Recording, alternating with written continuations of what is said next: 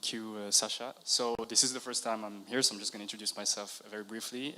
My name is Usama. I'm a PhD student at UDM and University of Montreal, and I'm also a volunteer for the workshop. So for now, we're going to have a panel about the role of tech workers in AI militarization and disarmament. And I would like to introduce, first of all, our moderator, who needs no introduction, but I'm going to introduce her anyway. So Sasha is a PhD student at UDM and Mila, and she's also one of the main organizers of this workshop, and so she's going to be moderating the panel discussion. And here we have Jonathan Horowitz, who is a deputy head of the legal department of the ICRC's delegation for the US and Canada, based in Washington, DC. He focuses on legal issues relating to urban warfare, partnered to military operations and new emerging technologies in armed conflict, including information operations. In his role, he engages with the US and Canadian governments as well as private technology companies. Next, we have Paul Biggar, who is the founder of Tech for Palestine, a collaboration of tech projects advocating for Palestine. Hello, this is Alexandra, one of the workshop organizers who is taking care of editing this video. Unfortunately, we had technical issues with the Wi-Fi and part of the panel discussion was not recorded, specifically introduction of the speakers and the first part of Paul's opening speech. I will read the introductions for you and then you will hear a recording of Paul's speech, which he kindly provided to us. So I will start with two missing introductions. Paul Biggar leads Tech for Palestine, a collaboration of tech projects advocating for Palestine. At its core, Tech for Palestine is an incubator to start and support projects for Palestine with mentorship, tech volunteers, marketing support, and connections to the broad Palestine advocacy community. He previously funded tech startups Dark Lung and Circle SI, as well as a Y Combinator Bake startup. He graduated with a PhD in computer science from Trinity College Dublin in 2010. And our last but not least speaker is Nolan, who is a software engineer from Dublin, Ireland, and a volunteer with the Stop Killer Robot Coalition. She worked at Google for 9 years as a staff-side reliability engineer. In 2018, she walked out over Google's involvement in Project Marwan, a US military project to use AI to analyze drone surveillance footage. And now it is my pleasure to give floor to Paul for his opening speech. Thank you so much for having me. So discussions of better weapons for the military all tend to have the same starting point. These better weapons will allow our noble soldiers to defeat their evil barbarians faster, cheaper, and more efficiently. This will allow our benevolent Western civilization to spread democracy and freedom throughout the world. And this will usher in this new era of enlightenment and freedom to the backwards peasants whose lives and cities we destroyed to bring this enlightenment to them. So of course this is a lie. The United States and the West, let's not pretend the United States is alone in this, but it has been the bad guy in almost every conflict in which it has participated. The West has used its military supremacy to spread not democracy and freedom, but to advance its own interests. And that has come at the cost of tens of millions of lives of civilians. In modern history, the West has committed endless crimes against humanity, including violating countless international laws and treaties.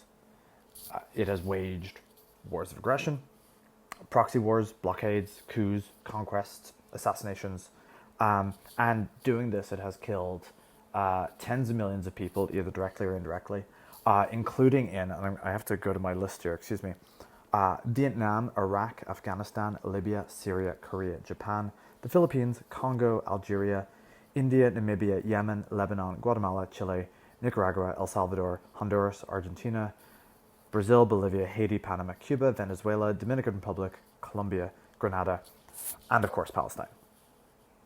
So we are not the good guys in these conflicts. The AI that we build for our military is going to be used largely for bad things. It's not being created for good purposes.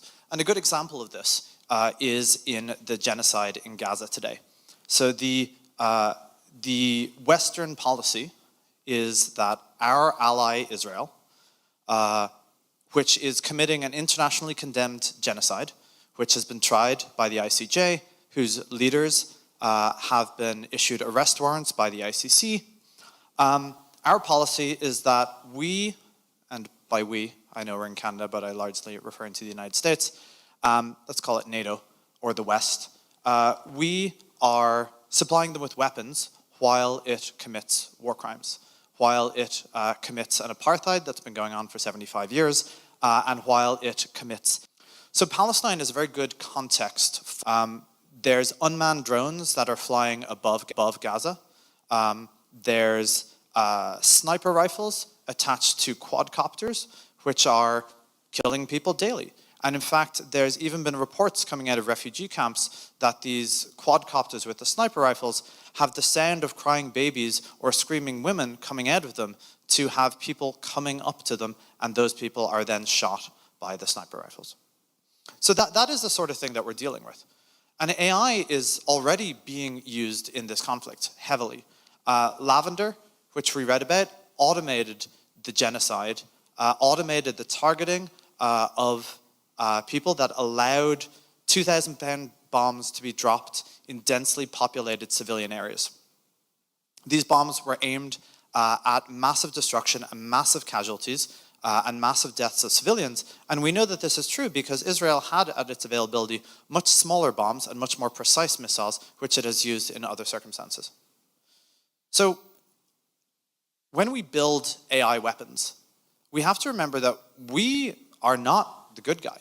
We are the bad guy. We are using these weapons on civilians, and we are giving these weapons not to good people, but to the same people who killed 1 million people in Iraq, who killed 1 million people in Japan, in Vietnam, and who are currently doing the ethnic cleansing in Gaza. So I compare this AI automation of the genocide in Gaza pretty closely to the Holocaust. You can look at AI as being equivalent to the automation that allowed the Holocaust to happen. So the Holocaust was a scaled-up killing where the concentration camps were used and the technology of the day was used to enable it. The technology of that day was rail lines, gas chambers, incinerators, and what at the time were called tabulation machines, which were provided by IBM. And so as workers, I'm finally getting to the point, as workers, and especially as technology workers, when we look at our role in this, we are the creators of the tabulation machines. We are the engineers who are building and servicing the railroads. We are the gas chamber technicians who are working on the incinerators. Thales manufactures the Watchkeeper drones, which are part of the genocide in Gaza right now. And so this is the sort of place that our AI militarization is going to be used. It is going to be used in genocide. And it is, probably there are people in this room whose algorithms are being used in those drones and who are being used in the genocide in Gaza. Okay, so what responsibility do we have as workers and as the people who are building the technologies that enable this? I think our first responsibility is to recognize that we are human beings and that the people who are being killed by the technologies that we create are human beings. And we are the enablers, to a certain extent, of those mass killings. And there's a question that I like to ask of what would you do in the Holocaust? Because I think most of us like to think of ourselves as potentially have been liberators, people who have been against this. But instead we find ourselves being camp guards or being gas chamber technicians. So the question, what do workers, what is our responsibility? And the responsibility, I would say, is that we have to tear it all down. I think one thing we need to recognize is that the genocide is not just being committed by soldiers in Gaza, but it's being committed by soldiers who are in this room. Thank you. Well, how to follow that? Hi, I'm Laura. Again, I'm bringing a sort of a worker perspective to that. Also, weird coincidence. Paul was at the same university as I was 20 odd years ago, and just in the class below me. So all Irish people know each other, and apparently also have the same political opinions. So I guess I've sort of I've lived the tech worker life of suddenly you go into a meeting and someone says, so hey, yeah, we need to build an air-gapped data center so we can run this Project Maven thing.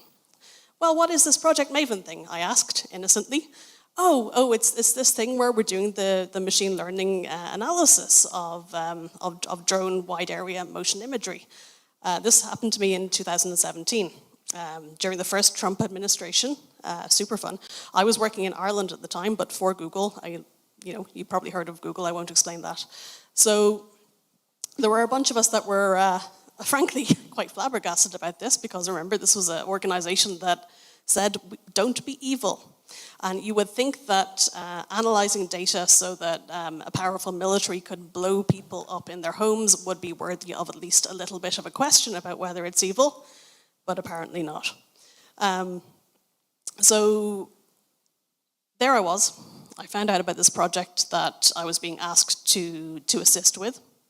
Not as an AI engineer, that's not my job. I was an infrastructure engineer, but these things, there's six AI engineers over here, and then there's a dozen sort of software engineers supporting them with user interfaces and so forth, and then there's 500 or 1,000 infrastructure engineers building the clouds that these run on. So,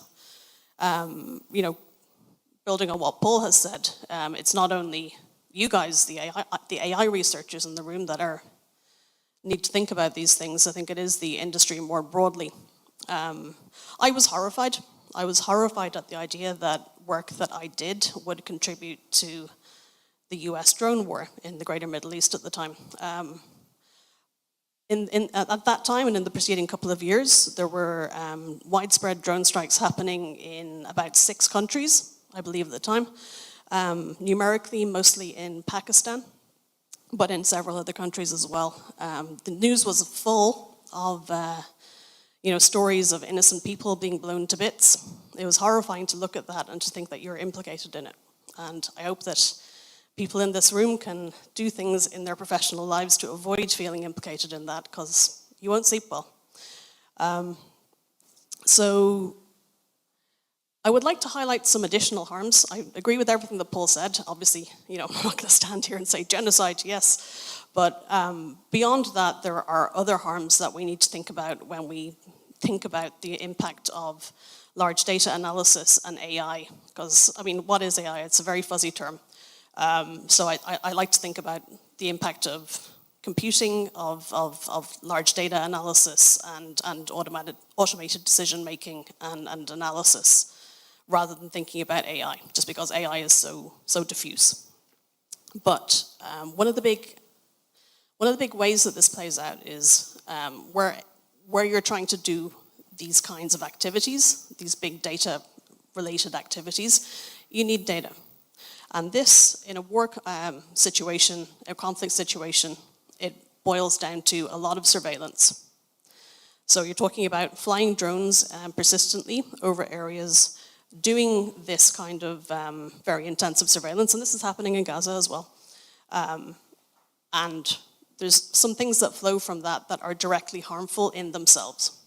So the first thing is an infringement of people's sort of right to privacy, their right to, their right to live a life without feeling like you've got drones flying over you all the time that might blow you up. And this is a real thing. When you get into situations where people are living like that for months, years on end, this has a very corrosive effect on people's way of life.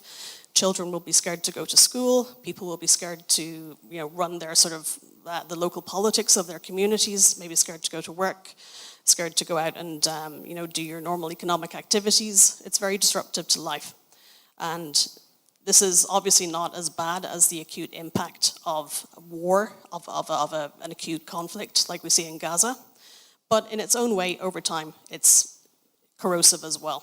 So we need to worry about that. I think the sort of how do people's human rights in conflict areas or areas where there's sort of low-level conflict, how do those play into this as well? Then a following thing is simply the effects of having too much data available is not always a good thing politically. There's sort of a feeling that if you have all this data, you've got to do something with it, you've got to analyze it. And the more you analyze a large amount of data, the more you're going to see things that you don't like. You're going to see things that look shady, that you're going to worry about. And maybe you think that you, as a military, have to do something about that. And I actually think that this has this systemically prolongs conflicts that would not otherwise carry on for so long. And I think that this contributes to less peace in the world. It contributes to sort of these long, smoldering, sort of subcritical conflicts. And I think that these are really corrosive because when you have these kinds of conflicts happening in an area, it's very difficult to recover when peace comes. The longer you have a state of not peace, the harder it is to go back to normal. So I think it's important to keep the eye on Gaza at the moment, but it's important also when we think about these things to think about these other kinds of effects. So at this point, I will pass the mic over. Hi, good afternoon. Thank you again for being invited to this panel and to be with the other panelists. So the International Committee of the Red Cross, the organization that I'm with, I think I mentioned yesterday, it's been around for about 160 years. We also have about 18,000 staff operating in over 100 countries, and our primary role is to try to understand risks and harms that befall victims of armed conflict and other situations of violence, and provide humanitarian assistance in impartial, neutral, and independent ways. So I bring that up because in the history of the ICRC's work doing those things that I mentioned, we are very often mandated and engage with armed actors on the battlefield, right? So the ICRC, as of to date, calculates and assesses that there are 120 armed conflicts around the world. Within those, of course, there are state militaries that are parties to armed conflict, but there are also about 130 non-state armed groups, of which the ICRC is also in touch with a good portion of them.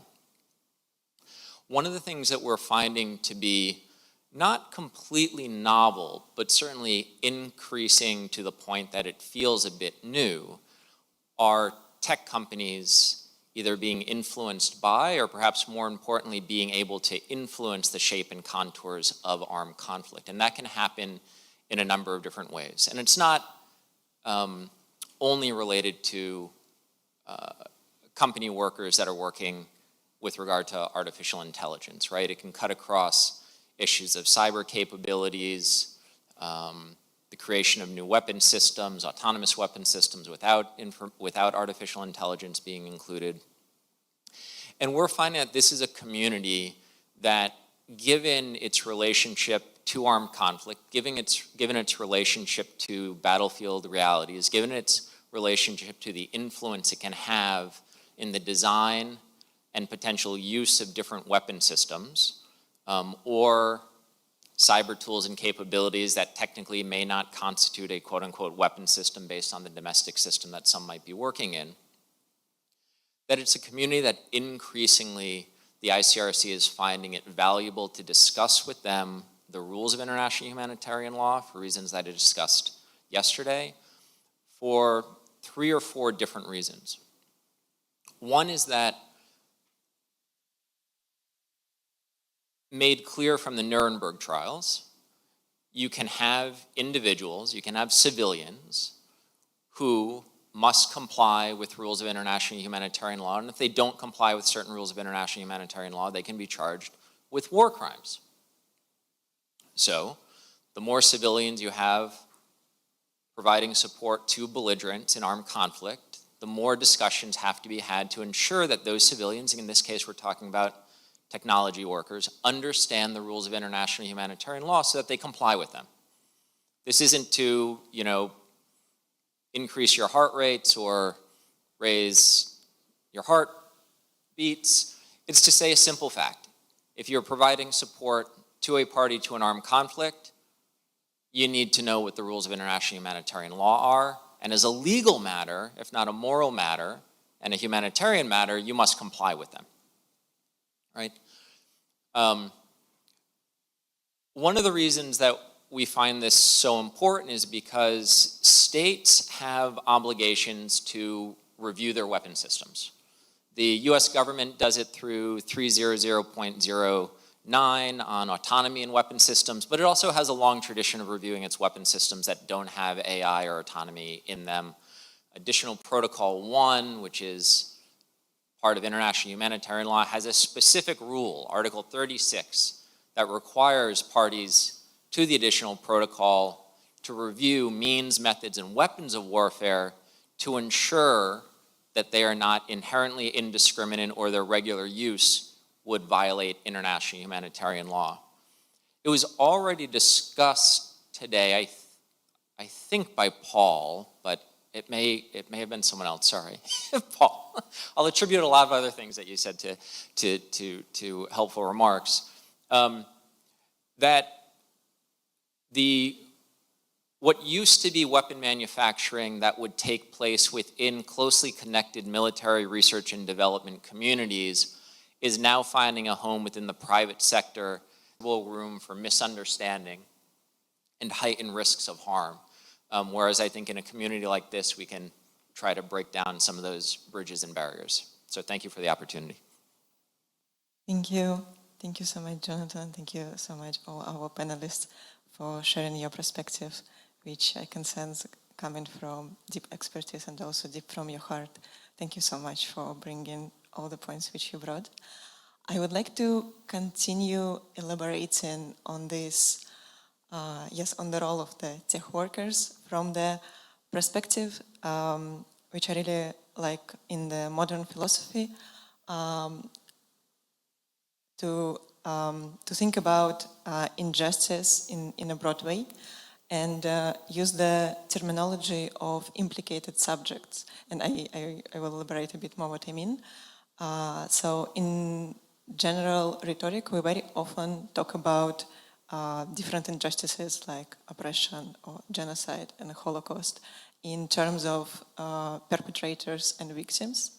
While not mentioning other actors which are present in the situation and always present in the social context. And they often play a significant role, and I think that's the role which tech workers are playing right now in all these conflicts which we were talking about. So what do you think about the implication of tech workers, and from this position of implication of being part of the process, maybe being part of the supply chain to the weapon systems? What can we do, and what is your perspective on what could be the efficient strategies? And I would like to distinct this panel from the previous panel and think about strategies in a broad way, not only limiting ourselves to our technical expertise, but also considering all other roles which we play in the particular moment as employees of the companies, as citizens and residents of the countries where we are, how all these multidimensional roles come together, and what are the efficient strategies to break this implication, to stop the crimes, and to advance also the regulations of these dangerous technologies.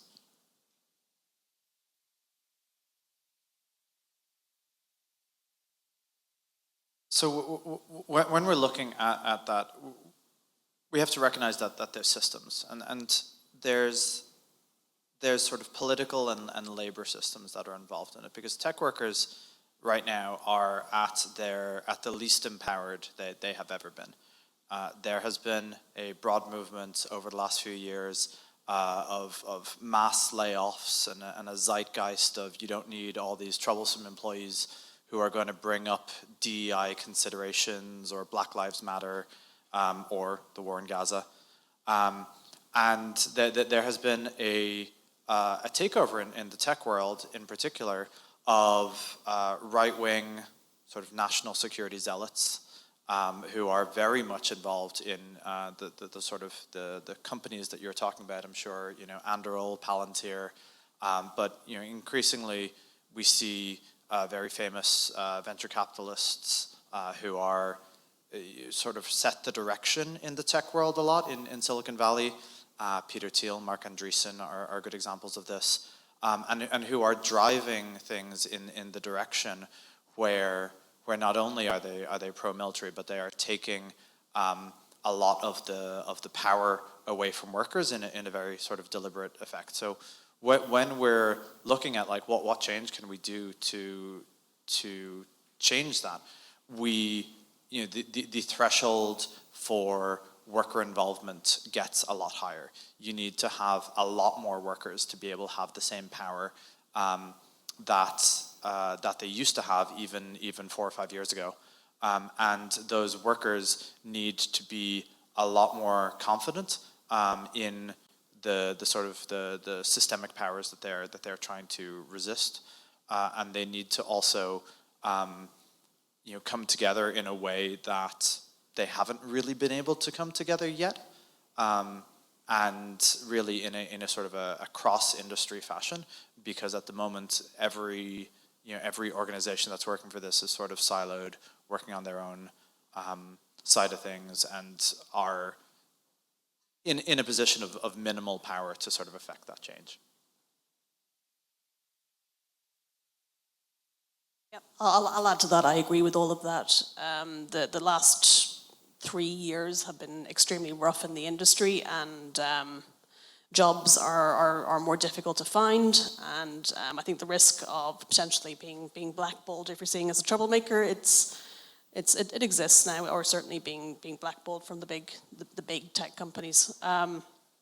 So it puts workers in a significantly less powerful position than maybe we were a few years ago, which wasn't that powerful in reality. We're not the decision makers. However, there are some things. So organizing is certainly one thing that is potentially useful, although it's proved very difficult in this industry, maybe just because of the sort of history of, the whole field is being seen very much as the province of people who are very individualistic, who can achieve a lot by yourself, and organizing is kind of cultural. It's not there yet. However, there are some things you can do by yourself. So one thing that you can do is you can speak up internally if that feels like a safe thing to do. You can raise questions or comments or sort of observations about things that you think may be a problem, that maybe if you think that your corporate leadership or your organizational leadership has not realized, you could try that. Then the second thing you can do is you can leave. That's what I did. I left and I used my voice outside to the extent that I could. But if that is not feasible for personal reasons, and it's not feasible for many people to leave your tech job, something that you can do is you can leak. I actually think that's really valuable. Things happen under cover of obscurity. Organizations are very secretive, and militaries are very secretive. If you come across something in your professional life that you think, for ethical reasons, should be in the public domain, you can leak it, and that is okay. Do it carefully. Talk to trustworthy journalists or regulators if it's a regulatory matter. Journalists are much more likely to preserve your anonymity. There are some supportive organizations that can help you. It's not zero risk. It absolutely isn't. There have been high-profile cases of people being caught leaking, but you're smart people. You could probably do it. You could pull that off, and it's okay. I give you permission. You can leak. So, because I don't come from the same community, either Mila or the other panelists, I'm strained to be able to provide sort of helpful information in response to the question, though I think it's a valid and good one. one of the things that the ICRC has been observing is that when technology companies, and sort of what is a technology company, and I don't want to get into a question of definition, but for purposes of this response, I'll also include social media platforms. When we see companies, either because they decide to or they inadvertently are part of the battlefield landscape, it's very important that they understand the unique characteristics and vulnerabilities that either their consumers, users, customers, audiences may be exposed to in a situation of armed conflict, right? So there may be digital literacy issues with certain populations. There may be lack of connectivity issues in armed conflict that raises certain types of risks or potentialities for harms. There may be actors that use technologies in more harmful ways in armed conflicts than they do in other situations. And so when we look across company policies, often what we'll see is not enough attention to the unique types of harms and risks that are associated with armed conflict. And so one of the things I would think, working within a technology company or being an outside observer, is try to understand not only generically sort of what is it that your day-to-day work is involved in making personal choices about whether that is morally acceptable to you, but also to understand what the linkages are with things that you're doing with armed conflict, with armed violence around the world, who's using them, and what policies are in place to ensure that, for example, things are being designed with a sense of humanity in mind, with a sense of compliance with international humanitarian law in mind, with an understanding of the vulnerabilities of the customers or audiences of your products.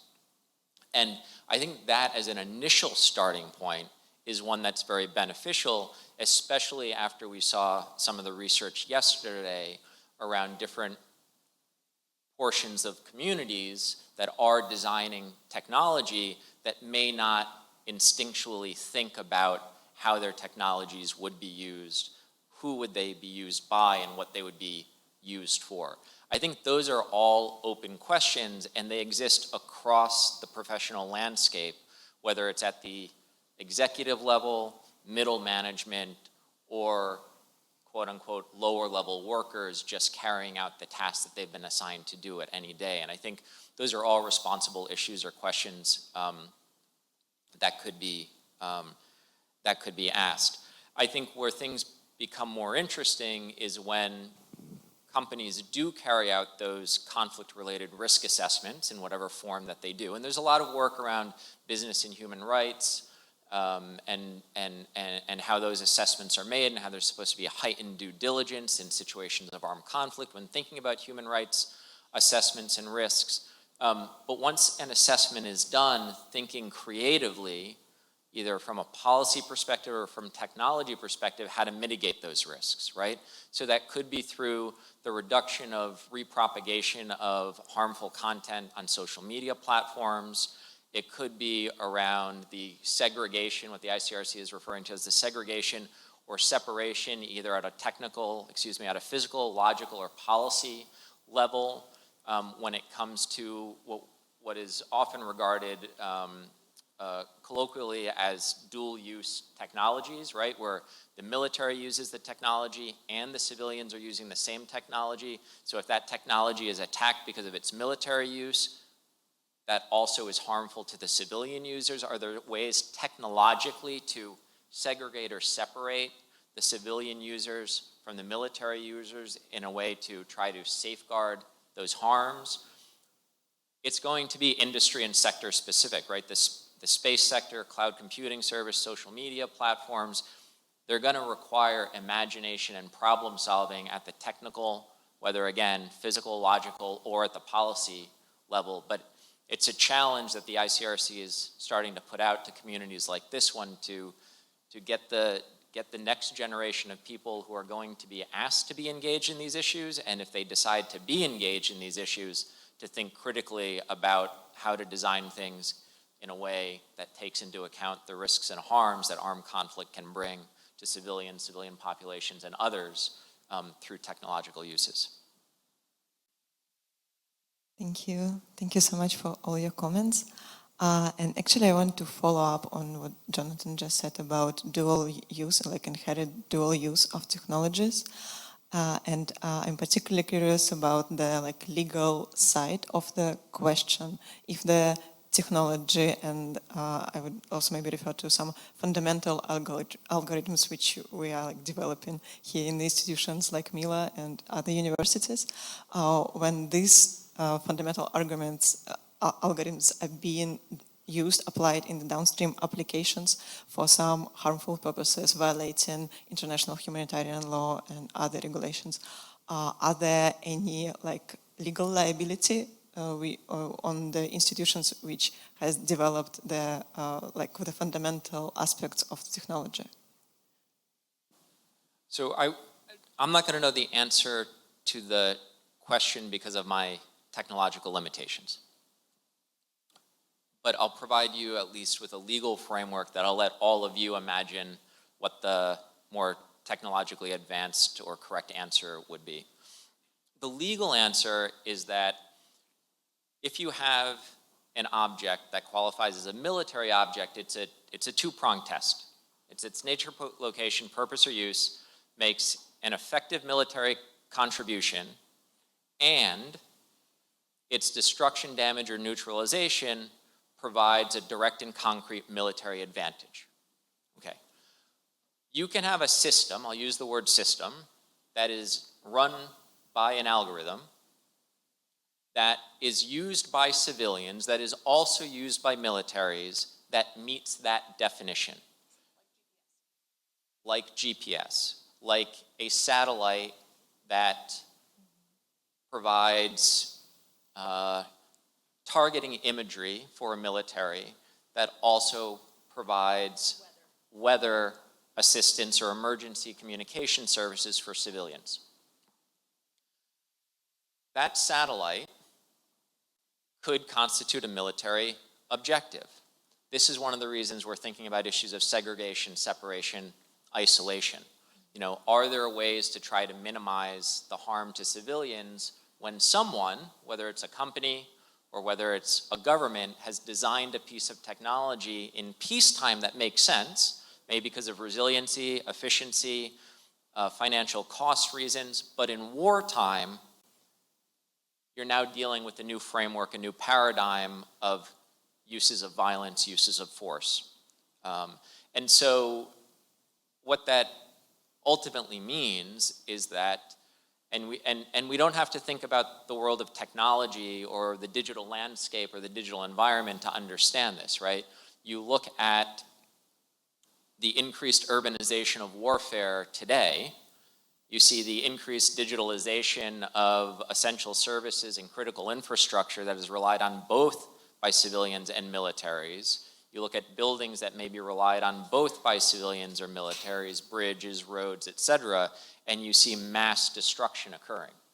So these are significant risks. They are not theoretical risks or abstract risks. You've had in previous wars in more of an analog time, entire communication systems militarily targeted to shut down the adversary's command and control networks. Those command and control networks now are part of the civilian information communications technologies infrastructure as well. So a lot is at stake at the moment, depending on how much any particular military wants to engage in things like cyber operations, for example, to try to go after critical infrastructure that civilians rely on, that militaries are also relying on. In terms of how AI supports that infrastructure, that's where I leave it, that's where I leave it to the technologists in the room, in the world, to try to better understand than I do. Thank you. Do you want to comment something on that as well? Sure. I think on the side of the dual use that you're talking about, we're looking at dual use in terms of data centers. that are used for, running military campaigns and doing the surveillance that is being fed into these algorithms. And I'm sorry to constantly talk about Israel and Palestine, but that is very much my focus of my work. What you see, for example, in the case of Project Nimbus, which is the Israeli contract with Google and with Amazon, but we'll focus on the Google side of it. Part of the things that this actually came out yesterday is that Google, explicitly gave them a separate terms of service. And what is happening is that Israel is deliberately combining its military use and its civilian use. And part of the reason that it does that is that it can claim that all these tools are civilians and that they're just here to, support better voting, or they're just, software which is, or data centers which are used for digital transformation. And of course they are used for digital transformation, and they are also used for digital transformation of the militaries and allow them to scale that thing up a great deal. The other part of it, you were referring a little bit to social media algorithms. And I think that the legal framework for anything in the war is not ready for the idea that the algorithms, the platforms on which everyone in the world speaks are controlled by individuals within the United States and within Israel who make choices on the basis of US national security, or at least their beliefs about it, which are, even in the US, pretty extreme. So we are in a position where the words and the free speech of the entire world and what speech is being used to speak against conflicts or to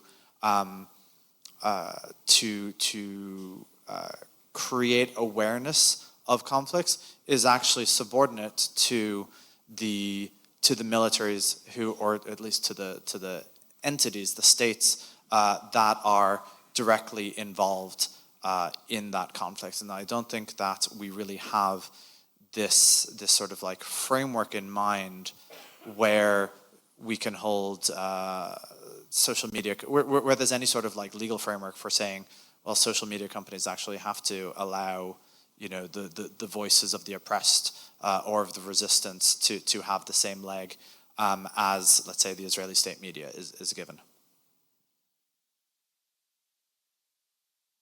Which, of course, is to say that we're going back to the old days of centralized news sources. Yeah, that's all I'll say on that. Thank you so much for your comments. I think I would like to open it to Q&A session. So if you have questions, please come to the mics. I think we already have one. David, you can go ahead. No? Okay. Okay, so thank you for your talk. So this question will be at the two former tech workers, one myself. It seems that one of the suggestions that you talked about was sort of they need to gather together, they need to demonstrate their strength. We did a survey of at least Canadian students who are seeking jobs, computer science students who are seeking jobs. It seems like the majority don't care. So like 40% have no concerns about their work being used for the military. For men, 60% have zero concern. The rest, some amount of concern. So I was wondering if you guys had any experience, thoughts, suggestions as how to sort of raise the ethical standard of computer science graduates, sort of, because yeah, like the strategies require most like us to team together, but if we're not on the same team, then how effective would that be? I will say that it's a nice idea that we could do that, and maybe we can, I don't know. But I prefer to think that we should have systems that do not rely on everybody to be perfectly ethical all the time. And that to me means that we should have accountability and transparency for what our militaries and our politicians are sort of doing. So we need to demand that as an electorate, as citizens, as voters in your country, demand that you have that kind of transparency of what's happening. Demand that you have regulation. And I think from that, good things can flow.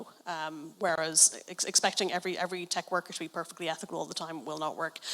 One of the really interesting things that I see is that, you know, with the rise of these small and mid-sized tech companies like Anduril and Palantir and so forth, who are very much focused on these kinds of surveillance and military applications, these companies, of course, are pulling to them the people who are okay or positive about that, and they're repelling the people who actually don't think that these things are great ideas. So I think there's systemic forces that mean that there will always be companies that will be okay with doing whatever is permitted. So I think it's very important that we raise the bar to make sure that whatever is permitted is something that, as a society, that we are comfortable with. And like I say, having that transparency and accountability to know what is happening on your behalf as citizens. Fully agree with that. To answer your question a little more directly, the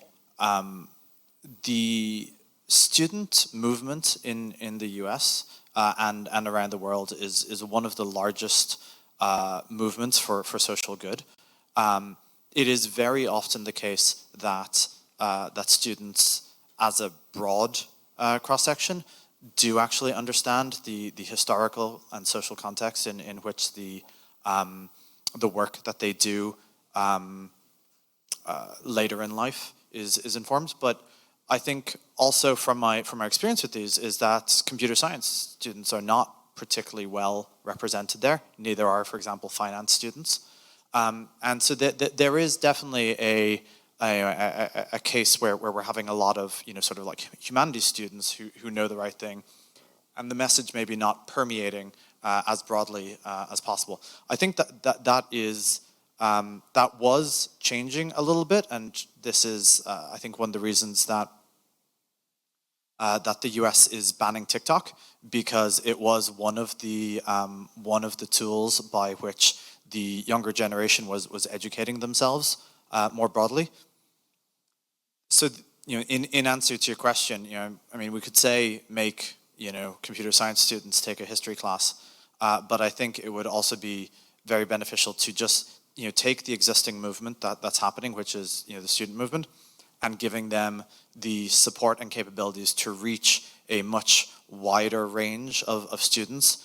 Each of those movements is chronically under, usually have zero funding.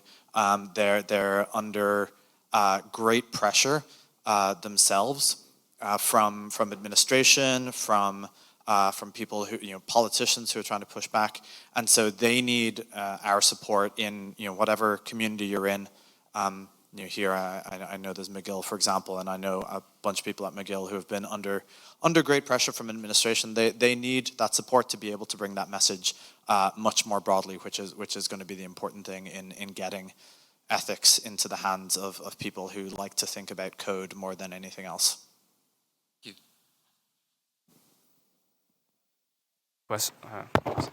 We have an online question, or more like a comment, so I'm just going to read it out for you. From my experience, a key role for tech workers is demystifying tech for diplomats, decision makers, media, and campaigners. Equally, demystifying diplomacy and campaigning to fellow tech workers is invaluable.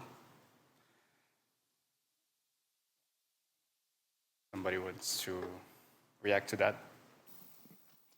So I think that's really important. I think lavender is one of those issues that came out where people just didn't really understand the issues behind it. When I say people, I mean politicians. I think if you have, a broad understanding of AI, you can understand that, recommendation algorithms for bombing people's homes is not really a good idea, unless of course your goal is to bomb people's homes, which, in my belief, and it was. So, and hospitals and schools, yes. So I found that after Lavender came out, that a broad cross-section of the non-AI world did not understand, why exactly AI was bad in these cases. There's an understanding that AI is a magical, mystical tool, which I'm sure you're all familiar with. And even, kind of simple suggestions like, okay, this is a Netflix recommendation algorithm, and when you go to someone else's house, the Netflix recommendation algorithm doesn't give you movies that you like to watch. And so maybe an algorithm built in peacetime isn't based for one after mass displacement. You know, it's a difficult, you know, we got to make metaphors for these folks because they really don't understand it.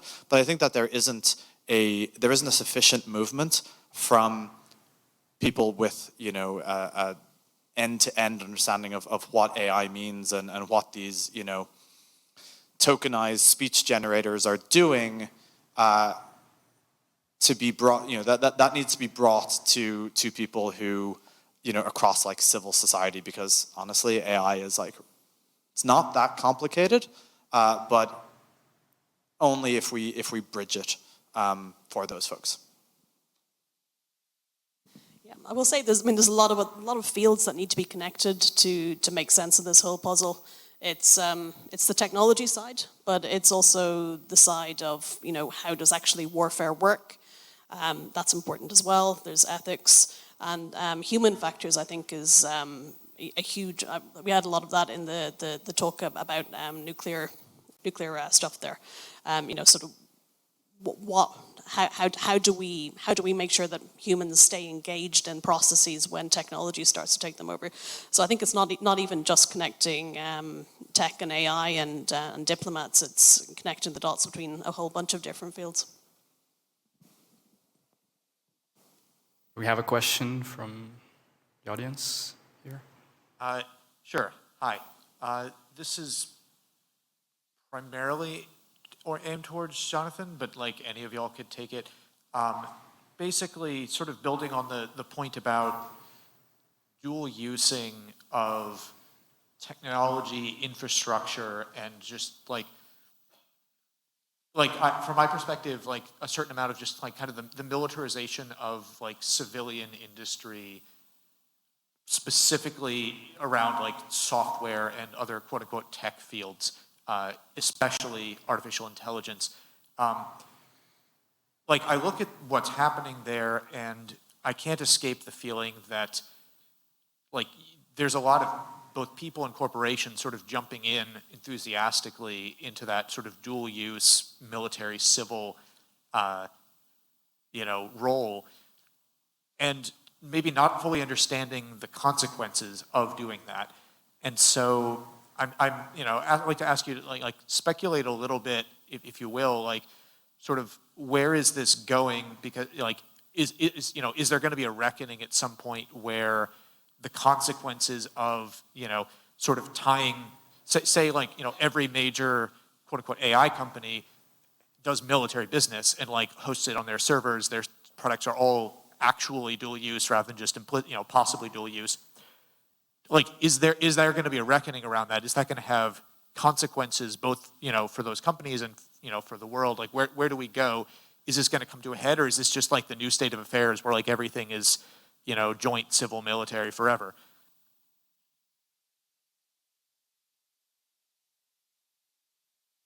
So the ICRC is definitely looking at it as an emerging risk, right?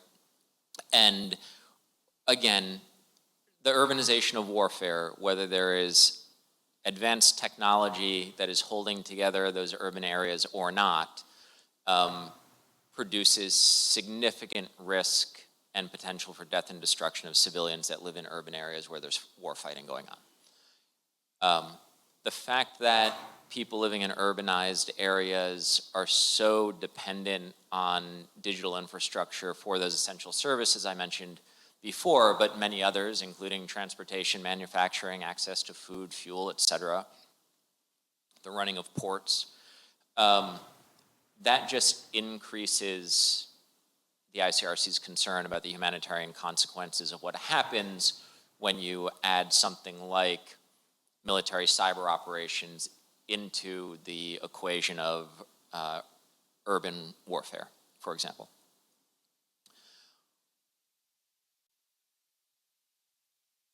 Wars have always been plagued by a difficulty for warfighters, including those who who one could label as well-intending to comply with international humanitarian law, to distinguish between civilian things and military things, which is why that principle of distinction exists. It's why you also have militaries that wear camouflage uniforms and separate themselves from civilians. And it's why you have medics, whether civilian medics or military medics, wear a band that has a cross on it to let the adversary know that they are protected because what they're doing is engaging in solely humanitarian medical work.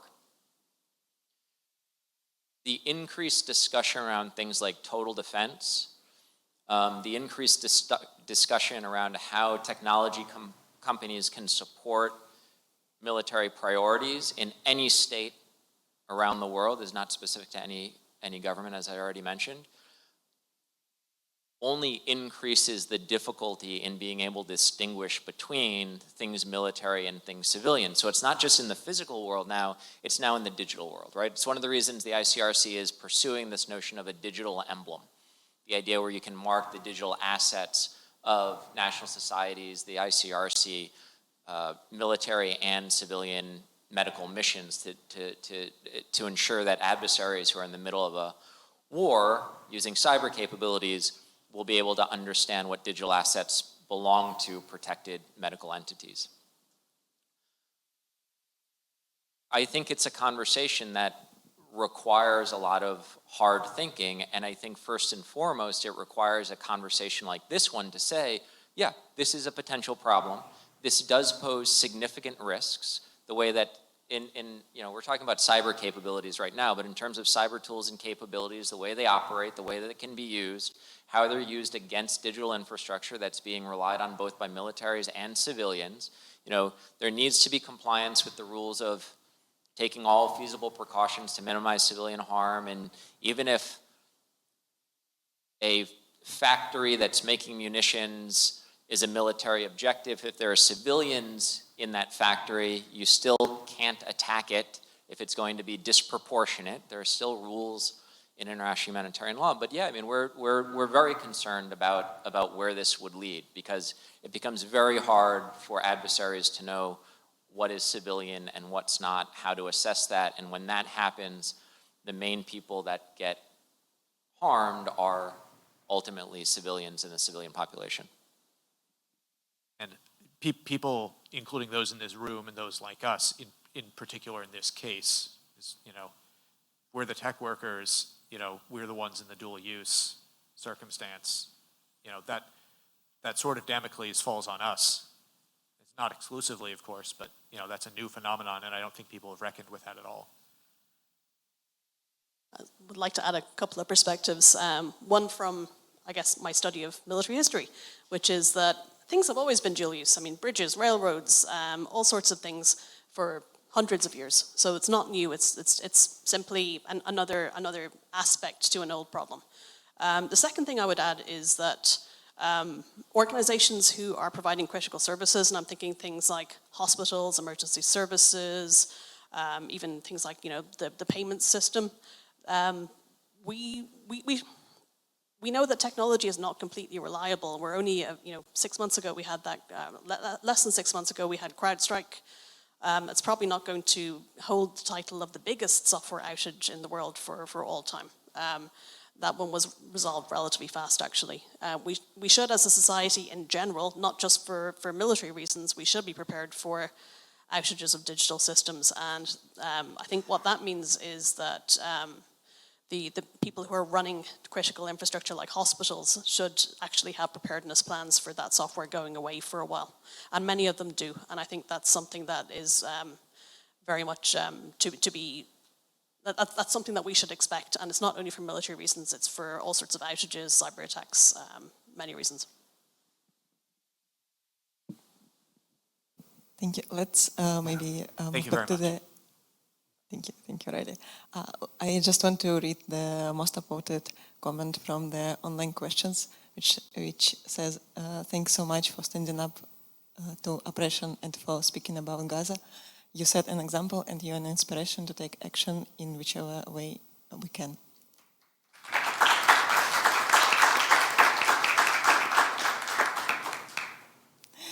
And then the next, which is actual question. Hi, Paul and Laura. I feel your arguments are very persuasive to those who already, it's moved a bit, who already agree with you. What would you say to tech workers who reject your framing of the West as evil and who point to the threat posed by cybercrime, terrorism, and authoritarian regimes as justification for their work? All right, let's fucking go. There's a willingness to set up these black and white, good and evil, and to terrorism, right? Terrorism is evil. It's the worst thing in the world, and so we must resist it with total warfare, as a phrase used earlier. There's to present a counterpoint to that, the resistance against occupation is provided or under international law as a thing that you are legally entitled to do, regardless of whether you call it terrorism. And occupation is a thing that you are not legally entitled to do, despite the fact that that Israel does it and the West supports it. So I would say that what I would say is that more education is needed, and I don't mean that in a sort of a condescending, you must be kind of educated sort of thing, but I think that people need to get out of the framing of the adversaries of America are evil, right? Russia is it evil? I mean, I personally think Putin is evil, but Russia is a country that is made of tens of millions of people, the majority of whom are probably not evil. Is Iran evil? Possibly someone at the top could be evil, I don't know. But are the 80 million people who live in Iran evil? Absolutely not. And so this concept that the West is evil, that's not my framing either.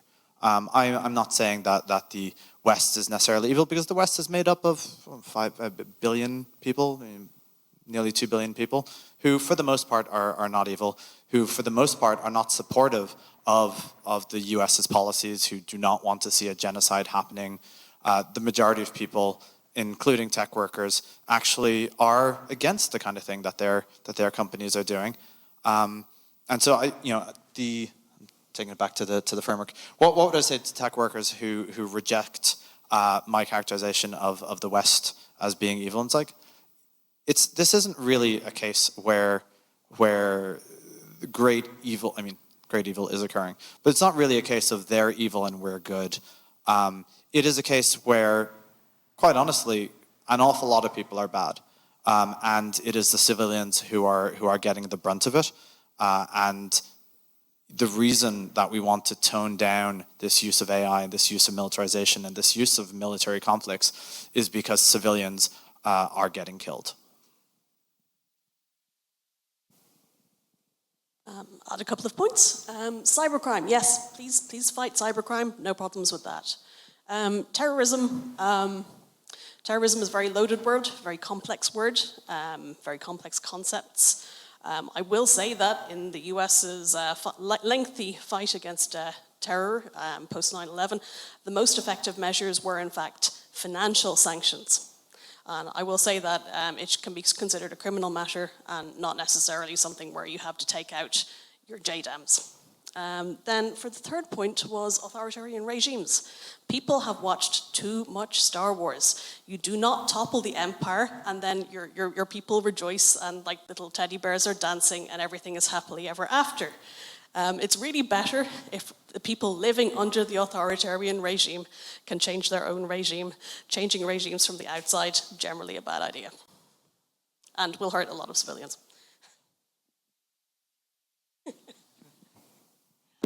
Thank you. Let's very quickly take last question from the room and wrap up here. Hi. I wanted to thank all of you again, just to echo the previous top voted comment, for speaking out about Palestine. I think that's very commendable. I actually had two quick questions. One is for Paul and Laura. there's a lot of fear of retaliation for tech workers and being blacklisted from big tech and just not being able to find a job. And it boils down to like their livelihood. So what do you think is a good way to navigate this, especially because it seems like you guys have also had experiences with this? And two is for Jonathan. I don't really have much of a legal background, but it seems like, this might be a naive question, but can developers of complicit lethal AI military technologies be charged with war crimes? So for example, can Googlers, like how Laura said, leak internal documents to create a case and build evidence for complicity in the ongoing genocide to charge Thomas Kurian, the CEO of Google Cloud, and Sundar Pichai, the CEO of Google, with war crimes for their involvement with Project Nimbus?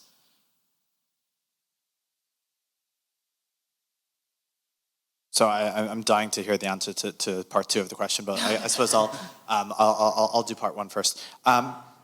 There is a genuine, this fear of retaliation is genuine. I don't want to gaslight you and telling everything will be fine. It won't necessarily be fine, but there are many different ways to participate in the fight against the genocide in Gaza. At work or in outside work. You don't necessarily need to take your whole body and throw yourself down in front of Thomas Kurian's office and say that we are going to fight until Google leaves this thing.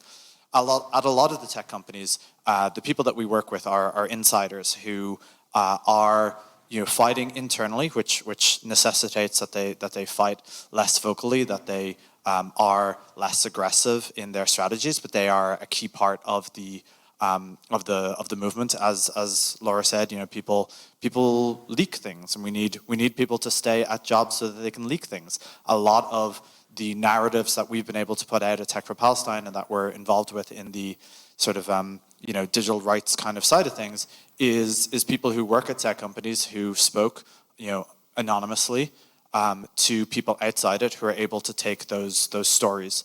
The New York Times had an article yesterday about Google's how it override its own human rights policy in order to be able to do to take part in the genocide, which was leaked by workers. So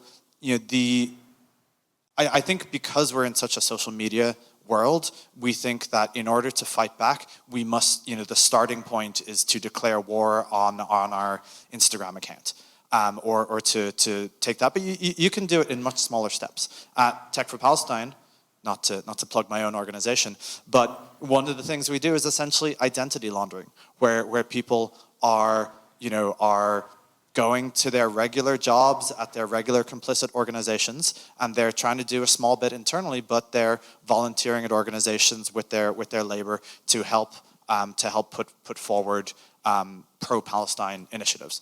So there is room for people at all parts of the movement.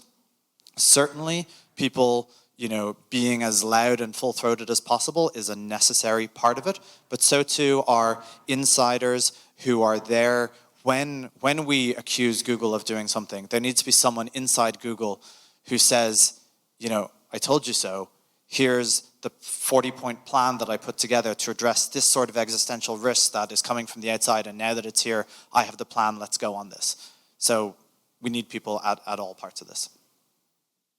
I'll add a few further practical points. So in order to be free to do what you want to do, you need three things.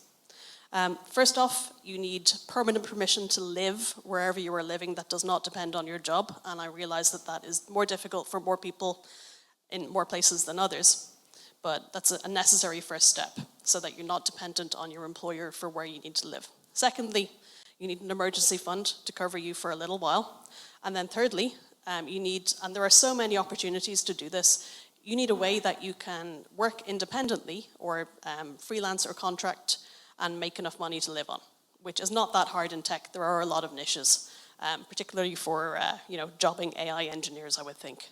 So it's if you can sort out the immigration piece, it's very possible to get yourself into a position where you do not have to depend on an employer in tech. We're very lucky that way, actually. I just want to throw on to that.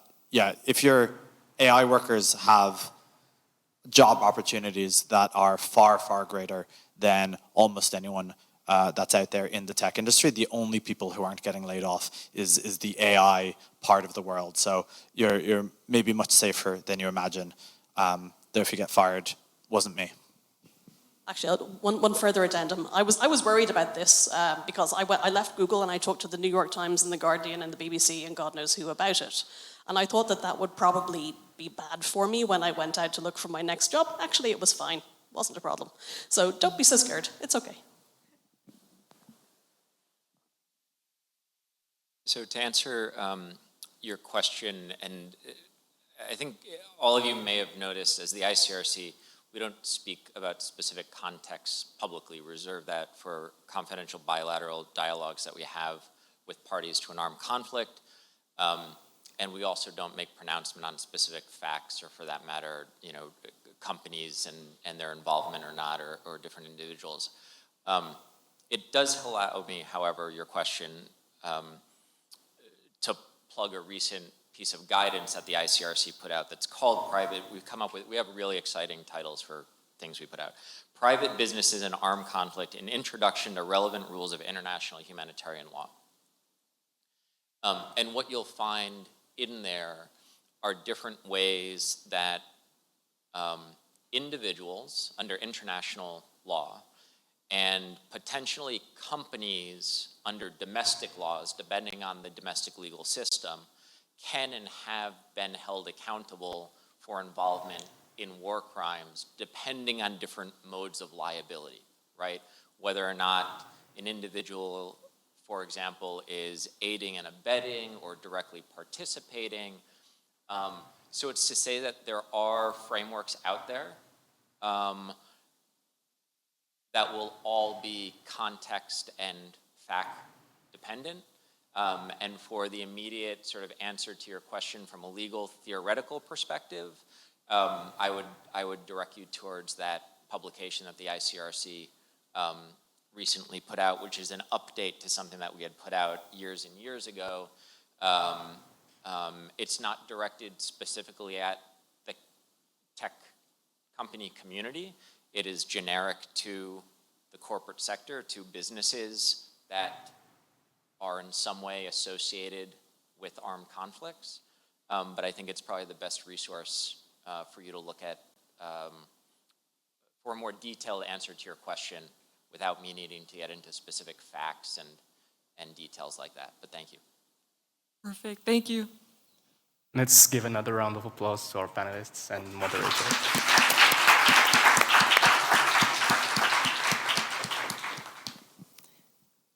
Thank you so much for this discussion, for this very deep, honest, and very insightful discussion.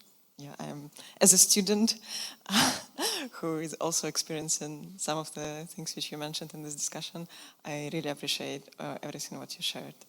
Thank you. And we will